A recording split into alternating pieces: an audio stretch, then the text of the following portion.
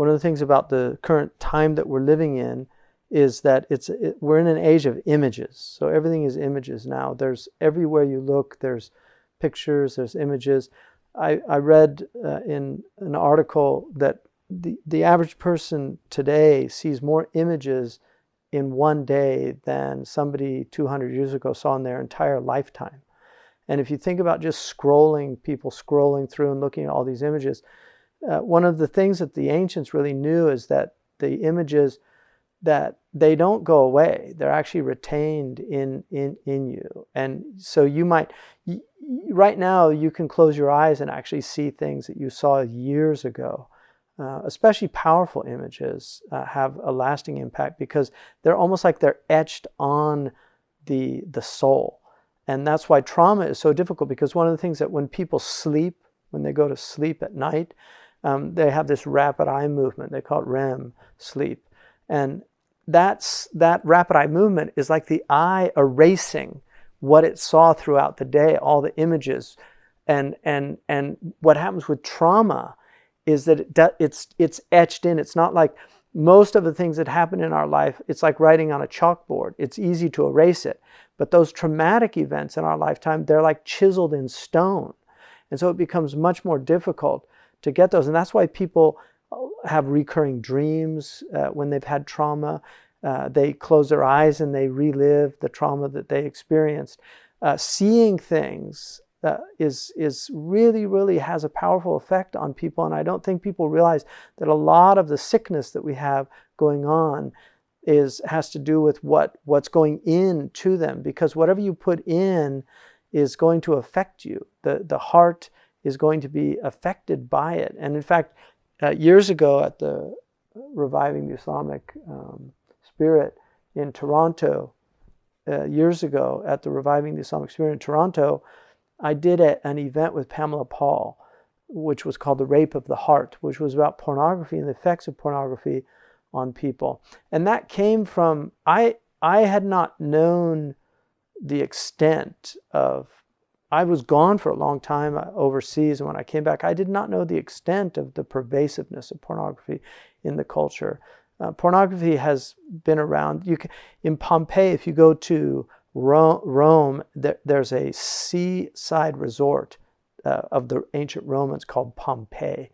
And that was basically the Las Vegas of ancient Rome. It's where they went to literally just do what happens in Pompeii stays in Pompeii. That's where the Romans went to do their facade. One of the things about that place is that they worshiped the phallus. So houses had like a phallus, and there's a museum. You can go there now. I mean, I wouldn't recommend it, but you can go there now, and it's all the murals that were in the homes of these wealthy Pompeians, and it's all pornography.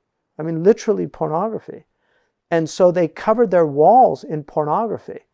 And it's very interesting that they're literally, you can see the people, they're covered in this volcanic ash, and they're there, like literally, and a lot of them are in prostration because it came so fast and it just destroyed them.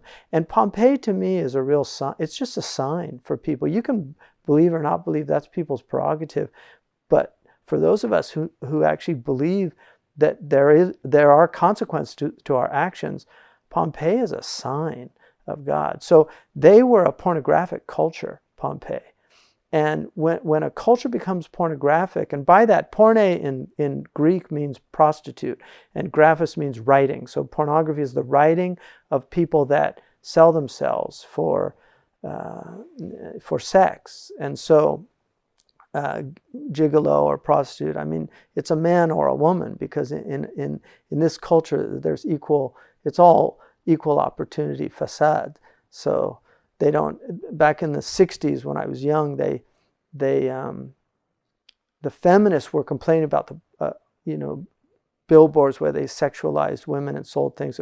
So the advertisers said, you're right. So now they sexualize the men too. So now you see the Calvin Klein, underwear ads and things like this. And this is, instead of just recognizing these things aren't healthy for people, No, let's just sexualize the whole atmosphere. So the culture is becoming increasingly sexualized, and young people are exposed early and earlier to sexuality. And this is why people that are on the internet, they're going to eventually be exposed to things. Things will pop up on the internet.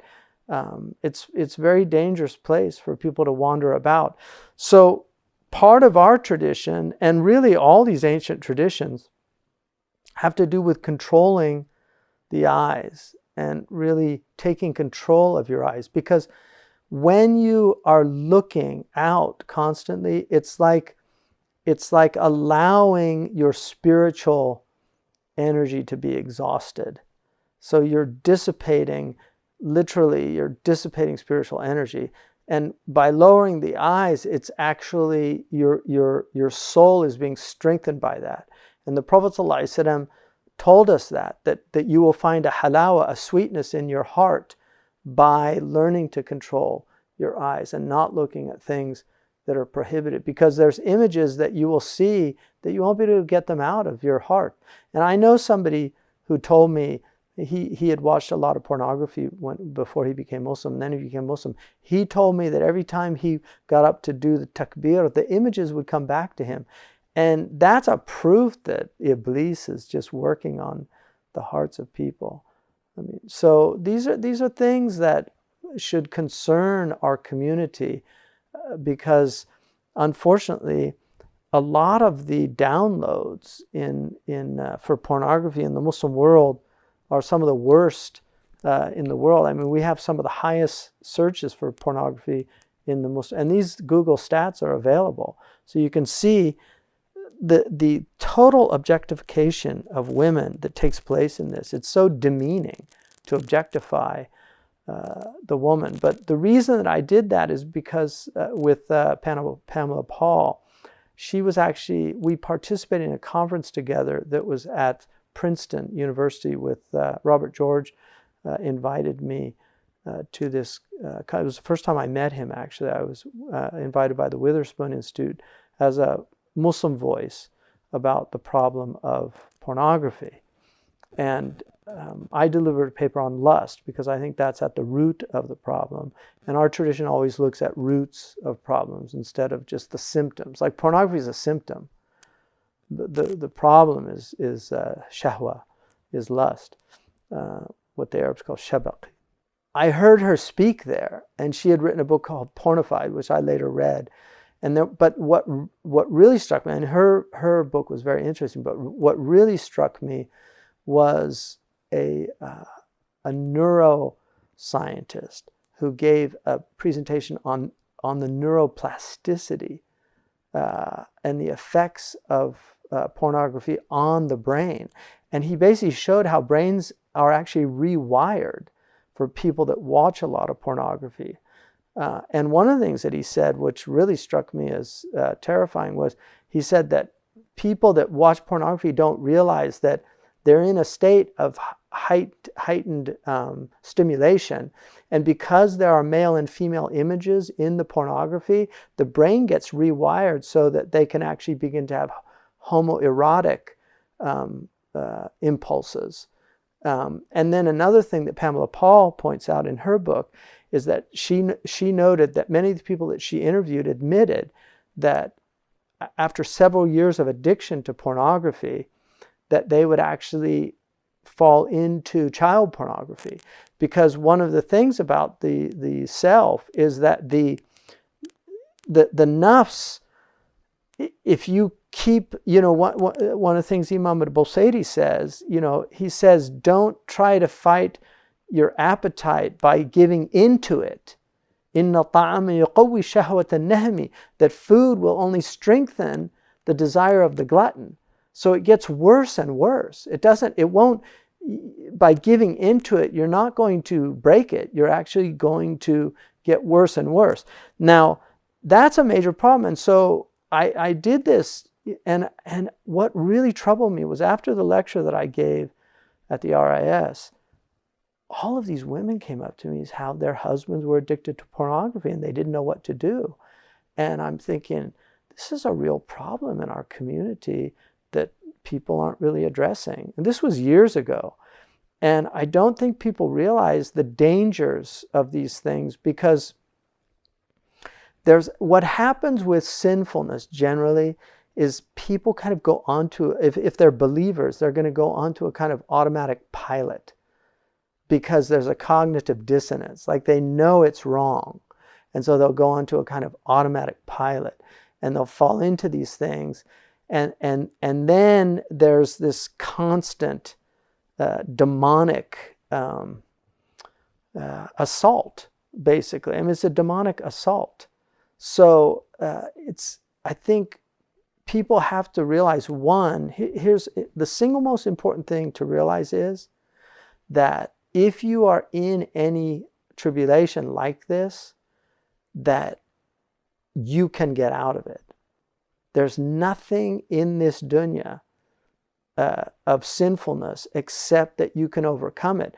But it takes supernatural power for people that are in the grip of something like this. And that's why you have to call on Allah subhanahu wa ta'ala. You have to rely on Allah subhanahu wa ta'ala. And you have to understand that the war that we have, this war between the demonic realm and between the angelic realm, this war, this battle that's being waged constantly is a war of attrition, that we wear down our enemy or he wears us down. It's one or the other. But if you're with Allah subhanahu wa ta'ala, you will win the battle. That the victory is promised. In tansurullah yansurkum. If you will help God, by following the dictates that Allah subhanahu wa ta'ala has given us and doing these things, He will help you. But this is the quid pro quo. You have to, if you go towards God a handspan, He will come to you, right? A dhira', shibrun dhira'. If you go by a dhira', He'll come by a ba', right? If you go walking, He comes running, metaphorically. But the point is that Allah will do far more than what you do. But you have to make that effort. So what I wanted to do, a couple of things. One, I want to look at something, because years ago I read this very interesting essay by Dorothy Sayers. And it really struck me, something that she said about what's called luxuria in that tradition, which is lust. It's interesting that luxury comes from the word in Latin for lust, because it's really when people are not, when they have too much, that these appetites really begin to weigh heavily on them. But when people are working really hard, when they're just in bare subsistence and these things, they don't have time to think about these things. They're thinking about other things. But it's when a society becomes very corrupt and decadent. And look at all the advertising where they actually use the word decadent. You know, come and have a decadent weekend in Las Vegas or something like that. There used to be something, in fact, Islam, believe it or not, has something called sumptuary laws. A lot of people don't know about this, but there used to be sumptuary laws all over the world. A sumptuary law is a law that restricts certain behaviors because they're luxurious. So for instance, in Islam, men are prohibited from wearing jewelry. You can wear like a silver ring. In the Maliki madhab, it's actually khilaf al-awla. It's not recommended, because the Prophet actually took his ring off. But in any way, that's a khilaf issue. It's not people can wear rings, but the Prophet prohibited men from wearing silk or wearing gold, because these are extravagant behaviors.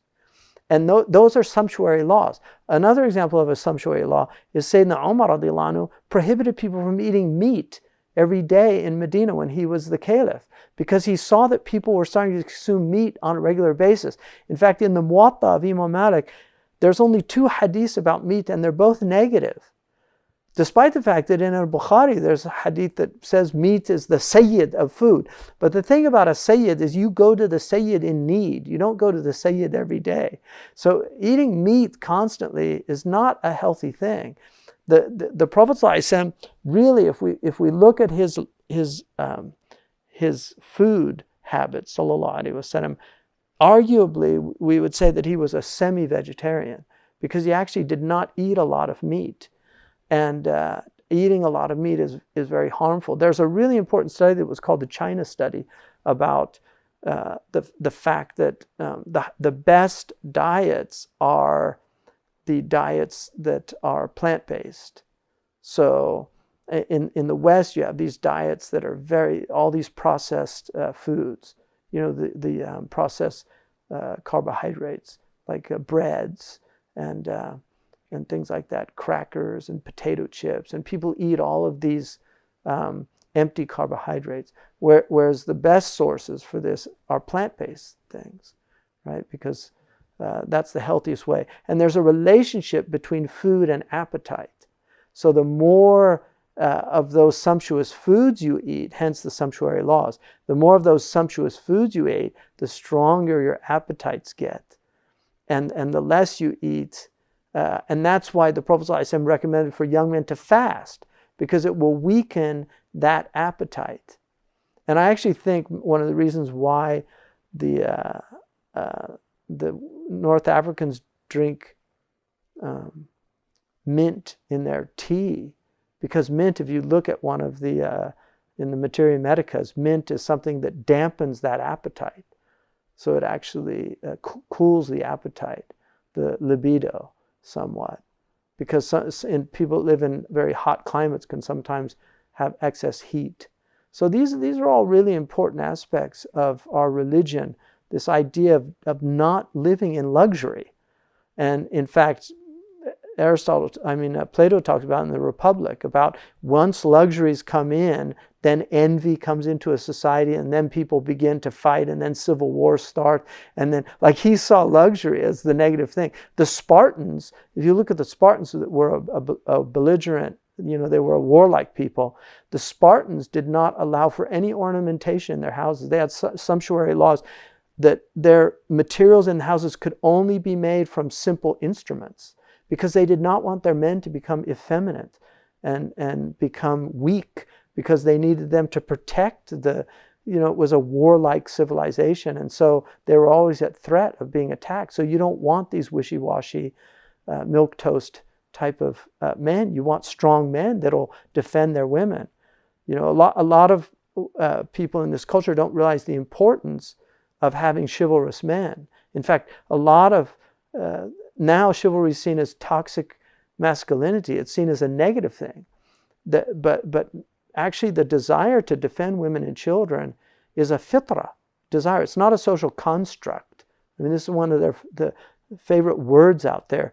Everything's a social construct. For us, it's not. It's fitra. It's Allah's construct. It's the way He's constructed the human being, that men want to defend women. It's part of their nature. And women don't need defense when you have a highly civil society, because people will not accost them or won't when people are civil. But when it breaks down, the first victims are women and children. They're the first victims. And then the Yazidi girls wish that there were chivalrous men that would protect them from these horrible people that drag them away into sexual slavery or whatever. So it's one of the things that she says about this luxuria. She says that it should be seen as a sin. In other words, call it by what it is. This inordinate desire. And it's important, that word, inordinate. It's not a healthy desire. It's an inordinate desire, because the desire for Allah put this natural desire in us, which is healthy. There's two fundamental desires of our physiology. One is a desire for food, which is the preservation of the individual, and the other is a desire for sex, which is the preservation of the species. And this is what Imam al-Ghazali says, that this is the wisdom behind these two appetites. But if they become inordinate, if they become disorderly, then they actually will destroy the human being. And this is what Imam al-Busiri says, that if you innal hawa ma tawalla yusmi aw yasimi, that it will either disgrace or destroy the human being. It's going to do one or the other when it becomes disorderly. And so she says about this that up until now, and she's writing in the 1940s in this essay, she said that there was an active alliance between religion and between Caesar, in other words, the governments, who had been concerned to maintain family solidarity, because what people don't realize is the devolution of property was in families. So it was very important for the family to be intact, and you didn't want bastard children because it creates massive problems with the inheritance laws. But once the property was now contracts and not family status, once you had corporations and you had all of these types, then it wasn't important for the family. So at that point, Caesar didn't have to rely on the family to maintain social solidarity. It was maintained through other mechanisms. So that's why the governments just started letting people do what they want, because it wasn't important for them anymore to do that. And so that's a really big problem now, because they say that liberals care about what happens in the boardroom, but they could care less about what happens in the bedroom. And then conservatives care about what happens in the bedroom, but they could care less about what happens in the boardroom. But both are important. Like, you have to care about what happens, because the bedroom is where the foundation of the society is maintained. You have to take that seriously, because once that fabric breaks down, the social solidarity is going to break down. And the Prophet ﷺ said that illegitimate children, you can't even use that word anymore, but the Prophet ﷺ said that illegitimate children will not proliferate in a society except the wrath of Allah is soon to follow. And I think the wrath of Allah is the children becoming adults, because a child that doesn't know his parents is going to be an angry child. That's just a given. And so when you have people that don't have parents, they don't even know their parents. I mean, this is our religion. So these things are very serious to us, So that's what she says. But then the other thing that she says, which is really important, is that and what she says about that, that Caesar now, because it's so much less interested about the sleeping arrangements of his citizens, like the government. And so it's cynically denounced the alliance with religion in preserving that aspect. She says that that's a warning against putting one's trust in any child of man, particularly in Caesar, right? So, but she then says that, another aspect of it is that people fall into the sin of luxury or lust, one, from a sheer exuberance of animal spirits, like they're just simply lustful people. So particularly young men have a lot of animal spirit in them, and unfortunately, when it's not protected, they dissipate themselves. And one of the things that Unwin, who wrote a book called Sex and Culture, which is an amazing study, and in that book, in the book on sex and culture, he studies 80 cultures, from primitive cultures and also more advanced cultures. And what he found is that any culture that unleashed sexual promiscuity without the constraints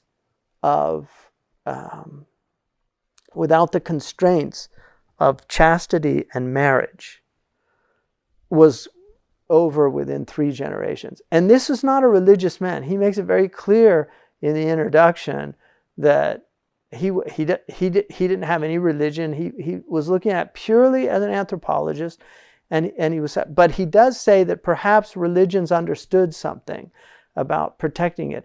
The other thing that he noted is that cultures that become highly sexualized, that they don't produce great literature, they don't produce great art, they don't produce, I mean, he said there was a direct correlation between these things and between dissipated cultures. So that's very important. So an exuberance of animal spirits is one but the second reason that she points out, right, is that when you have periods of disillusionment, when philosophies are bankrupt and life appears without hope, men and women may turn to lust in sheer boredom and discontent, trying to find in it some stimulus which is not provided by the drab discomfort of their mental and physical surroundings. And this gets back to ennui, what the Romans called tedium vitae, this kind of tediousness of life. And one of the beauties of our tradition is something that some people have referred to as sacred monotony. In Arabic, the word for monotony is rataba, which is the same root of ratib, which is the ratib are the daily practices of devotion that you do every day. And so sacred monotony is coming to terms with Groundhog Day, that there is a sameness to every single day on our life on earth. And like T.S. Eliot says, we measure our lives in the coffee spoonfuls of coffee, that there's this thing you do, these rituals that you do every single day. And what happens with sacred monotony is these become opportunities for a type of spiritual awareness where these things become meaningful. If you look, for instance, in Japan, the tea ceremony is ritualized because they're making something that is apparently mundane into something extraordinary. And this is what people that are aware of the amazing momentumness of each moment. I mean, look at moment in momentousness.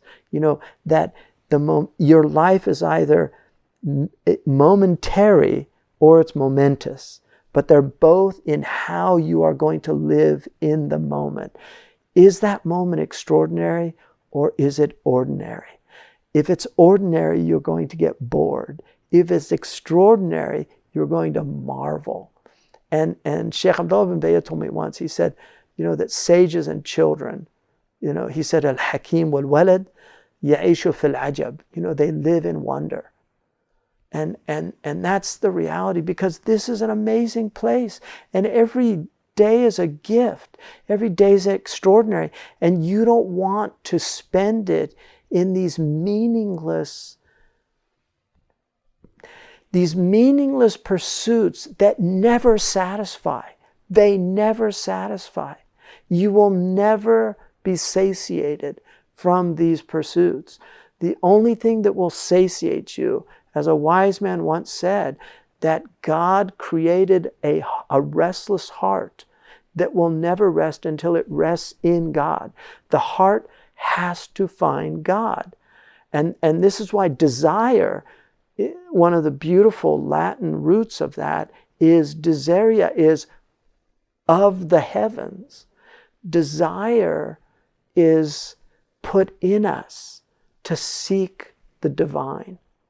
And if you go to that downward trend, then you'll just keep going down and down and down until it's a bottomless pit. And actually, it does have a bottom, which is called Jahannam. And that Jahannam can be in this world, because people live in these hellish these hellish states of existence that are terrible. Or it can be a heavenly abode. One goes up and the other goes down. But God made gravity, to go up is its effort. To go down is just easy. And that's why the Prophet ﷺ said, Al-Jannatu huffat bil makari. Paradise is surrounded by difficult things. And he said, وَالنَّارُ حُفَّتْ بِالشَّهَوَاتِ. And the fire is surrounded by temptations and appetites. So this is this is the way Allah's created. He wants to see us do mujahada. And the beauty of it is that human beings, whenever they do mujahada, they feel better. If you do something, if you do a ma'asiyah, I guarantee you will always feel worse after it. It's just, that's the way Allah's made it. If you backbite, you always feel, why did I do that? It's just, it was just a wasted breath. And not only did it harm you, but it can harm other people too. If anything that you do that's forbidden, it will leave a bitter taste in your mouth. And anything that you do that is encouraged by God, there's a delight in completing that act of devotion. In fact, very often there's a sadness in that it's over, because it was so beautiful to be in that. And so that really is at the root of this problem, is this kind of boredom that people have, this inability just to sit with themselves and better themselves. But there's another problem, and this is a very serious problem, which is what are called the daughters. Imam al-Ghazali, even though, and I think Aquinas, I don't know, because I haven't seen, it might have been used before, but Aquinas uses the same word that Imam al-Ghazali uses, which are daughters. So just like virtues have daughters, so Imam al-Ghazali in his Mizan al-Amal, he has the virtues, and then he has the banat al-Fada'il, the daughters of the virtues. And then you have the rada'il, and then you have the banat al-rada'il, the daughters of the vices. So vices have daughters. And so the daughters of lust are really, really dangerous. One of them, there's 8 daughters of lust that were identified. One of them is blindness of just the blindness of your mind. It's amyan al-basira, where it puts out your basira. And I was mentioning the last time that the inner eye is very sensitive. So if you're looking at these images, it's going to affect the inner eye. And the end of thoughtlessness, so ghafla. People, I guarantee you, the people that are engaged in these things, they go into a deep state of ghafla when they're in it. And so it will engender more thoughtlessness. And then inconstancy. You'll be inconstant in your practices. You won't have that rigor in your practices. And then rashness. They're people that, they become people that are flighty, and they don't have a kind of istiqrar, or stability, which is related to, and they'll get angry easier. They'll be, because they're unsettled in their beings. They're unsettled in their beings. And then self-love, which is very interesting, because one of the things, if a man, and pornography, although it's increasingly becoming a female problem, because traditionally it was much more of a male problem, but apparently now about 30% of pornography users are women. I mean, I don't know how accurate these stats are, but this is what I've read in the literature. In any case, self-love, it's really a narcissistic kind of involvement. And if you have your wife, and then you're watching these things, and you enter into this unreal world where a real human relationship is breaking down for fantasies, literally waham. Like Ibn Ata'illah says, ma qadaka shay'un mithlu wahmak. People there's nothing that will lead people like just waham, fantasy, illusion. So it's these pixelated images that aren't real, and people are watching these images, and they have real human relationships that are breaking down because of these obsessions. I mean, this is a tragic situation, not to mention the children, because children will find out at a certain point. They're not stupid. And then how are you an exemplar for your child if they think this is what, I mean, alhamdulillah, my father just hated, he really hated, because he saw it as just a low thing. My father he was a literary scholar and professor of philosophy, and Like he just saw it as a very low thing. But another thing which I find really strange is there's a character called a peeping Tom. And this is like a pervert. This is a person that goes to people's windows and will look in on them to see like somebody undress or see people being intimate. Essentially, you're making yourself a peeping Tom. You're watching other people in an act of, it's not even intimacy, it's whatever it is. It's just because it's commercial. Intimacy is a sacred thing. It's a beautiful thing.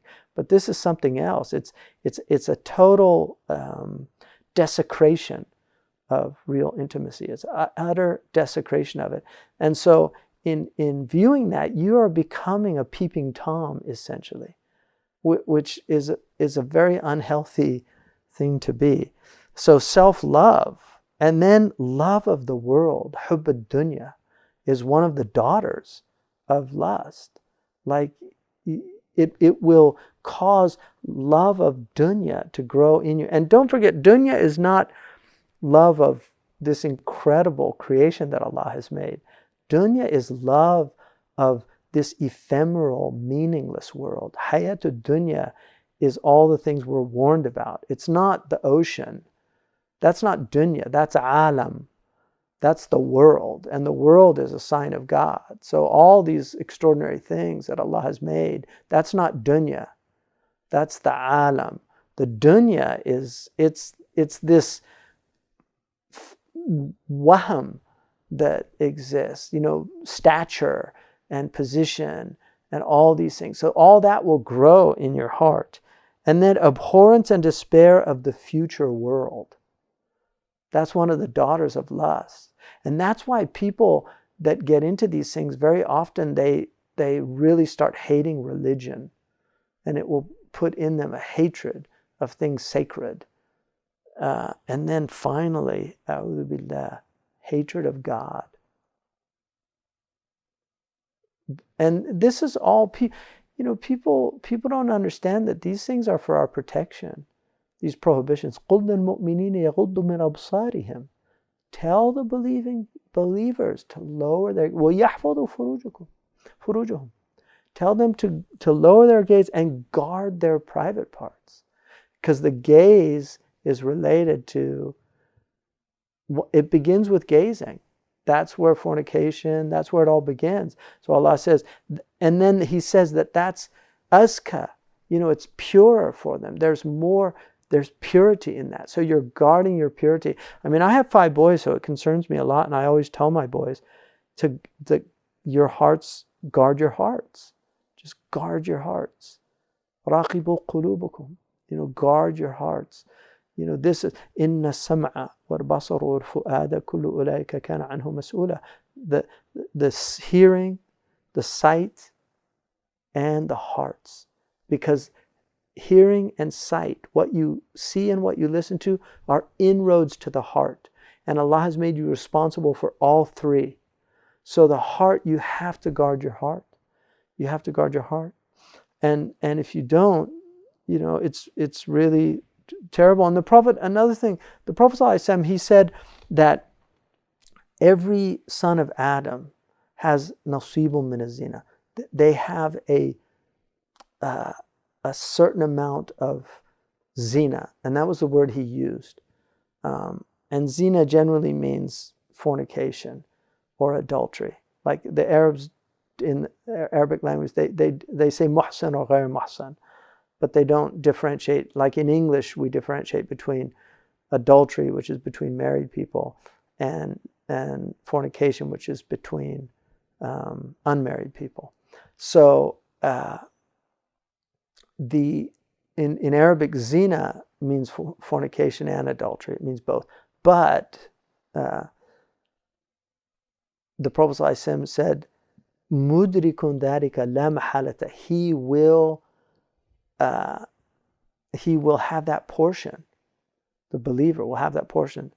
And then he said that the zina of the eye was looking, and the zina of the ear was hearing, And the zina of the tongue was speaking. In other words, looking lustfully, listening to things that were lustful, flirting or speaking lustfully. And then he said, and the hand, he said batsh, which is, the zina of the hand is batsh, which is like touching lustfully, but he used a word, which is it's usually a negative word in Arabic, of the hand. And then he said the zina of the foot is walking to that thing. And then he says what the heart will desire, right? And then the genitals will either confirm or negate. So and that's why our prophetic teaching is consistent also with the teaching which the Christians have, because it's Isa, it was reported that he said that it was said of you of the people of old, this is in the New Testament, it is said of you the people of old that thou shalt not commit adultery. But I say unto you, if you look unto a woman lustfully, you've committed adultery in your heart. That's exactly what the Prophet ﷺ was talking about, that there's an adultery of the heart, And so these are things that we just don't want to destroy our hearts, because the only things that are going to benefit you on the Day of Judgment, يَوْمَ لَا يَنْفَعُ مَالٌ وَلَا بَنُونَ إِلَّا مَنْ أَتَى اللَّهَ بِقَلْبٍ سَلِيمٍ. On that day, nothing will avail the human being, neither women nor children, nothing will avail you except bringing God a sound heart. That's the only thing that will avail us. And so we have to guard the heart. It's just really important to just metaphysically expand your horizons and recognize just how serious this is. Very serious stuff. And everybody wants to point fingers at everybody else, but the finger really needs to be عَلَيْكُمْ أَنفُسَكُمْ, take care of your own souls. That's what people should be much more concerned about, their own states than about the states of others. I mean, Sayyidina Ali radiallahu anhu said that the first thing that people leave is the jihad of their own souls. Like everybody wants, to change the world, and they're not willing to change themselves. It's a big problem. So, I mean, there's a lot. This is a huge topic, and it's a very serious problem. Apparently, in the United States, they estimate that about 35 to 40 million people are actively engaged in watching pornography, and they think that the addiction levels are quite high. And then we're looking at, people, several million that have these addictions. I mean, addiction is, there's a big difference between a habit and an addiction. And I have a serious problem with the word addiction, which is thrown around a lot as if it's removing moral agency from the person. So a habitus is something that it's become like a second nature. And the more you do something, the more that habitus is reinforced until it literally becomes your nature. And so that's how it happens. It happens by doing something consistently and repeatedly until it becomes a habit. So I think it's better to look at these things as profoundly bad habits, as vicious habits, as vice, as opposed to addictions. The addiction is the idea somehow that you're helpless. And it's just simply not true for most. I mean, there are definitely drug addictions because you're dealing, and people argue, well, it's dopamine and it's very similar things. But even drug addiction, there's people that give up drugs cold turkey overnight with real spiritual power, and many people have done it, and anybody can do it if they rely on God. If they rely on themselves, then Allah will leave them to themselves. But if they rely on God, Allah will not let them down. That's an absolute truth.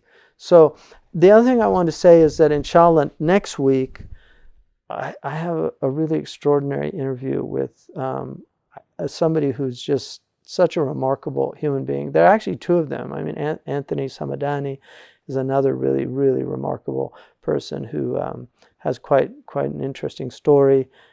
He became very good friends with Muhammad Ali and with his daughter Meme, and learned a lot from Muhammad Ali.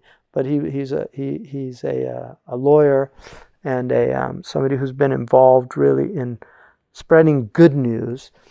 And then the other person is Tobias Tubbs, who is one of the most remarkable people that I've met, and I really hope people benefit from some of the insights that the two of them had to bring.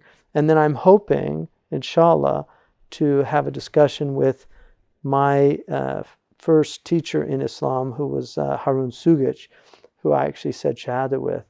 And Shaykh Harun is a very interesting man who a lot of people came to Islam through him, and I'm one of them. So inshallah, he's going to be visiting from Turkey. He lives in Turkey now, but I'm hoping to interview him inshallah if that's possible. So barakallahu fikum.